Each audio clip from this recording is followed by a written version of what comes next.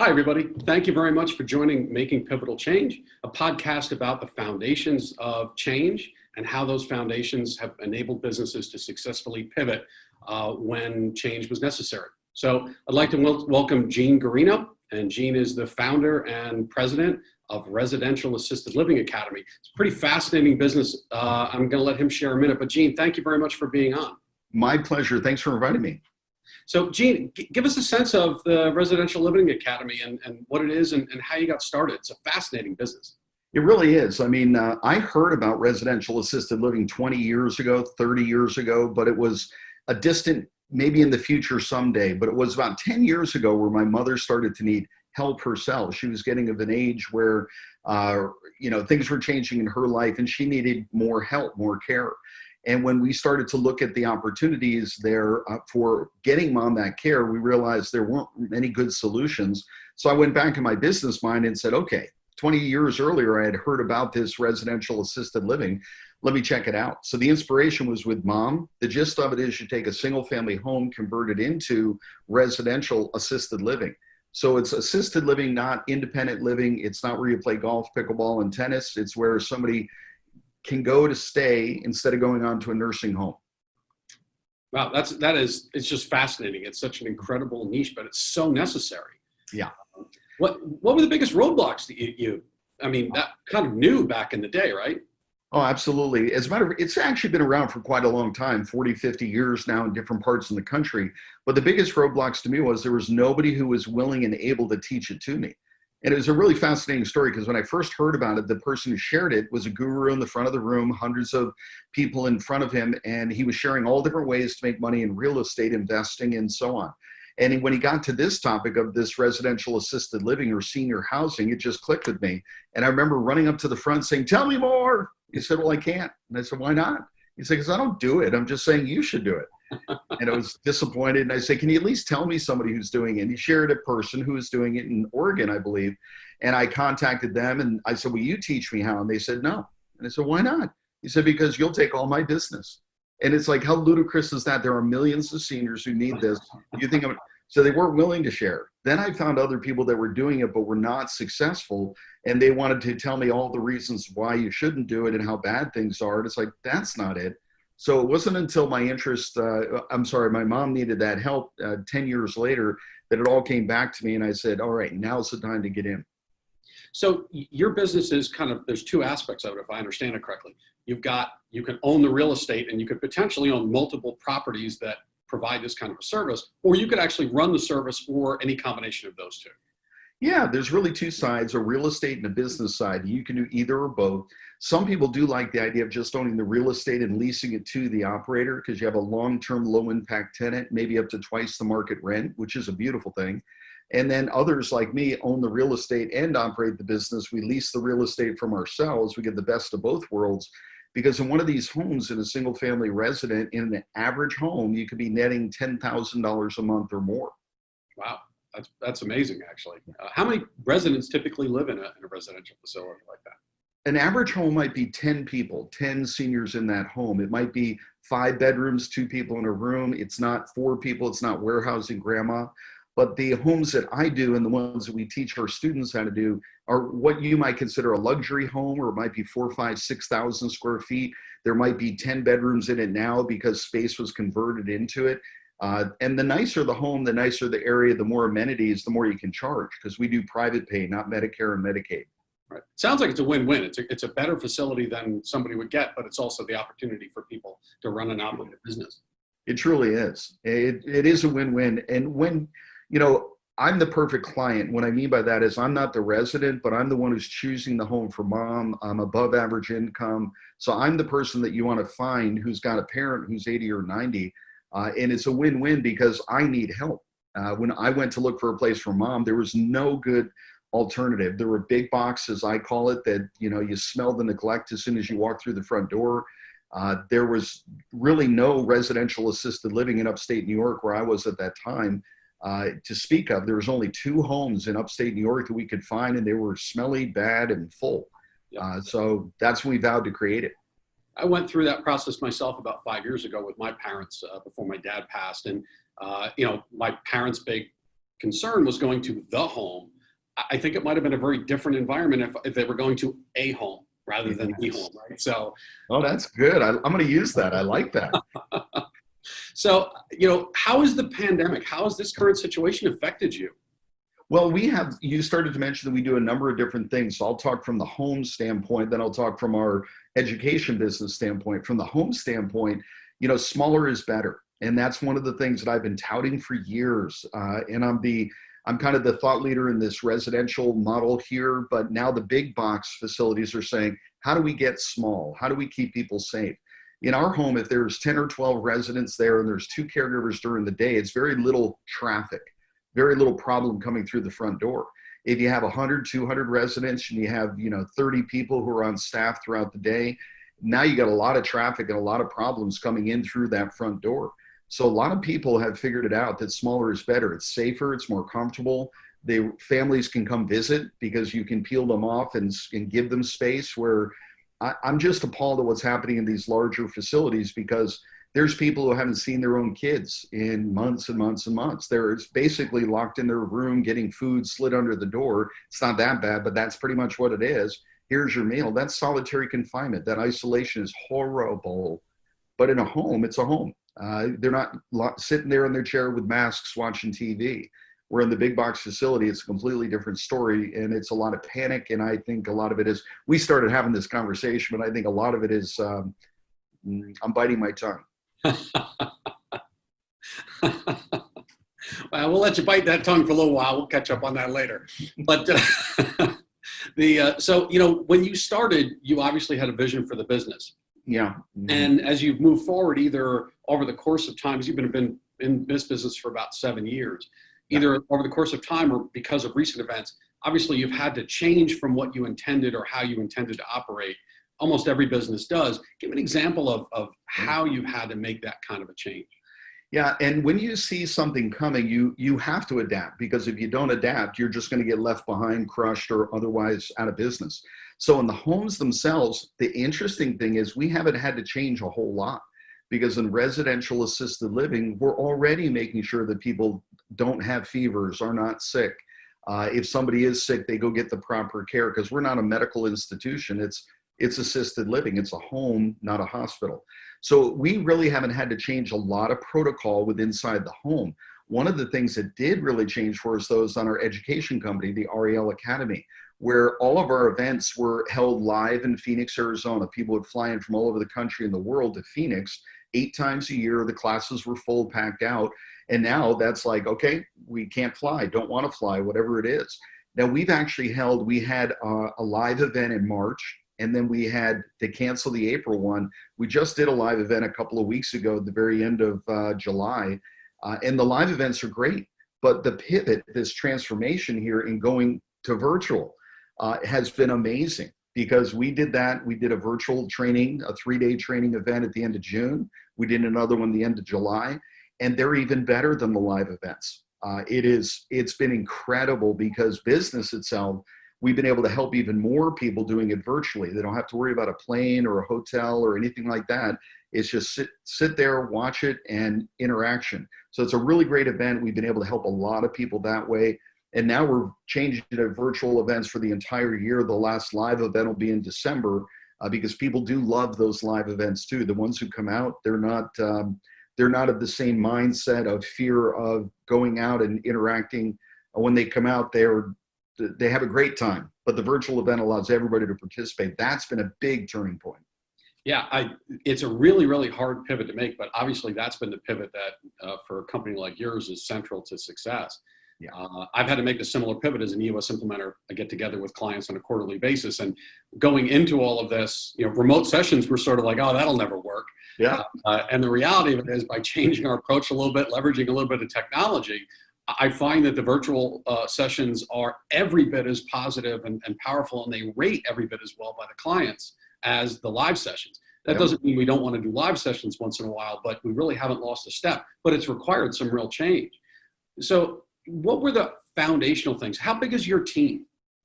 Our team is, when I say AL family, that's our group of companies. So there's about 5 different companies underneath that. There are 10 family members, and that means daughters, sons, son-in-laws, daughter-in-laws, my wife, a little bit on the outside, we call her the cruise director, and about 15 other people that we work with. So about 25 people altogether within the 5 companies. New companies are being launched, like the franchise, which is completely separate from that right there. But a big team, and we actually, really interestingly, we've always been remote until the fall of last year, where we got a place and we were starting to meet, and then all of a sudden it was like, we're not meeting. So we got this beautiful place that gets used for the virtual events when we broadcast from there, but it doesn't get used nearly as much.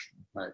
You know, one of the hardest things in football is the audible, right? Because at the end of the day, you walk up to the line of scrimmage with a play in mind, and you've got to get all these people operating and doing their thing, and all of a sudden you're going to change that up, but they have to be just as coordinated with the new play. How did you call it audible in the business, and what were the things that enabled you to do that? What foundationally got you there? Yeah, one of the first things, and again, we've all been through. I knew the second quarter was going to be tough, and the third quarter I thought would we'll see, right? But the bottom line is that second quarter was tough. So the first thing was, what do you need to do to survive? And that's really it. How do we survive? Now, with our thing of the live events, we're just talking the education company. That education company, the idea of doing the live events, we had to switch to the virtual, but we didn't know if we could pull it off. So we kept a live event. We literally did a live event, and then we did a virtual event like back to back, because we weren't sure that the virtual events were going to make it, but they did.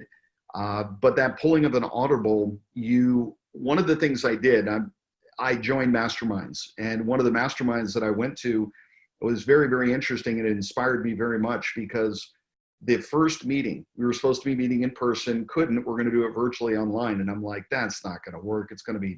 This is not good. We did it. We sat in front of the computer for about 7 hours that first day. It was the best mastermind I've ever been to. It was great. It was awesome. It blew me away. Plus being able to connect with a lot of other people who do education and online training, etc. And a lot of them were already out there at the forefront doing a lot of this. So I got to ask questions. I got to watch, listen, and learn, see what worked, what didn't work. So my learning curve was sped up by interacting with people who were on that same path. I could replicate what worked, and I would eliminate what didn't work. And that really, really helped a lot. How'd you get everybody to start executing in this new world? Well, part of it is when we say executing, our team is one thing, but it's the people. Like this whole concept here, as you said, you meet with clients and there's 10 or 20 of them in the room, and you're there at the front of the room on the computer, but it's them buying into this, that this is the new way to learn. So to me, this is the one good thing that's come out of this silliness over the last 6 months, is the idea of people are now willing to be in front of their computer and learn in this format. So it was really getting them to buy in, not our team. Once we did it once, and here, just to give you the numbers, I said, I want to get 100 people on that first training. It's a 3-day training. People pay to attend, 100 people. My team said, if you get 20, you'll be lucky. We had 104. We had to cut off the registration because we weren't sure could we even handle it. And we did it great. And now the team is bought in. So I think part of it is somebody has to set the date, set the time, say we're going to do it, lead the path, and then let the others buy into it as they see success. Okay, so how, I didn't really even know that you were running EOS before we talked, and just before this call, you told me that, so I was pleasantly surprised, obviously, but how has EOS helped you make that kind of a pivot and helped you build a business in general? I'm going to tell you right now, it was absolutely business changing. I would have said life changing, but business changing in a huge, massive way. I'm an entrepreneur, so for me, it's always been the Gene show. I do everything. When I started to bring people around me to help with that, that was a whole new world for me, to work with a team of people and rely on them and so on. So the concept of organizing that, how do we do this? What's somebody's job description? Who's supporting who is, the hierarchy of it. I didn't know any of that. So I needed this. I needed it desperately. And I heard somebody speak on the topic, and as soon as they were done speaking for about 45 minutes, I'm like, this is exactly what I need. And I'm sure you do that too. You probably get a chance to share with people, and they come up and they go, I need what you got. I need that organization. If I didn't have it, we went from, I'll give you some numbers. We probably have increased 400% in regards to our sales. And I'm going to give 98 a lot of that credit to the EOS system. And it's not just the system, you got to follow the system. But we were smart enough, and I'm going to say this too, we were smart enough to listen to somebody like you who walked us through it. But if I was left to just read the book and implement it, never would have happened. I'm just not that kind of guy. I needed somebody like you to walk through and say, here's what to do, and call you when you need to be called out, and redirect and so on. It was great. What are the biggest roadblocks that you've hit? You know, at the beginning was that nobody was doing what I wanted to do, this residential assisted living. So with no teachers, I just went out and said, okay, the only way to do this, I'm going to buy an existing business. I'm going to dissect it, figure out what works, what I would do differently, and change. So I bought the first one, fixed what was wrong, and made adjustments. Then I did the second one, third one. And now we have, I'm currently involved in 6 homes, and we invest in other homes, and we train thousands of people a year on how to do their own homes throughout the country. So the biggest roadblock was nobody there to teach me, 1. 2, and again, this is not my first rodeo. My first real estate was at 18 years old, and that was a long time ago. So the idea of raising capital is a big issue for a lot of people. And then humans, I would say the biggest challenge in our business period is humans, almost any business really. It's in our case, the residents, their families, the caregivers, managers. House, bricks, sticks, easy. Humans, more difficult. Yeah. How do you get the people that are involved, because it's a wide-ranging group of people, to truly be the right people in the right seats? I think part of that is just being honest with yourself and those people. When you have things like, we also use a tool called the it's not personality index, it's called, we call it PI, but it'll come to me.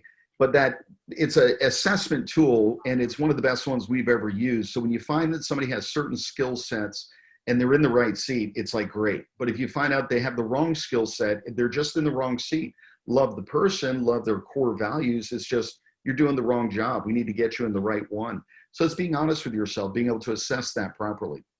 Predictive index, there it is. What is it? Predictive index. Okay, Predictive index. I'm familiar with it. So 10 years from now, where's your business? What does it look like? Well, realistically, we're starting a franchise this fall. We're announcing it at the national convention.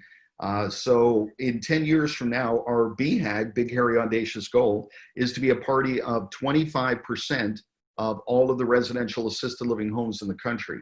So that means we've helped 10,000 homes either be created, owned, operated by people that we've trained and worked with. And that within that 10,000 homes, each home you can actually impact about 1,000 people in each one of those homes when you think about the families, the grandkids, et cetera. So that's impacting many, many millions of people throughout the country. So the Residential Assisted Living Academy training, the National Association growing. We've got over 44,000 members right now. The National Convention, we're on our 4th one, so that'll be growing, growing, growing. We're expecting 800 people this year. Now that we're going virtual, we don't have a limit to it physically, so that's great. And the franchise will probably be created and bring the whole industry to a whole nother level well before 10 years from now.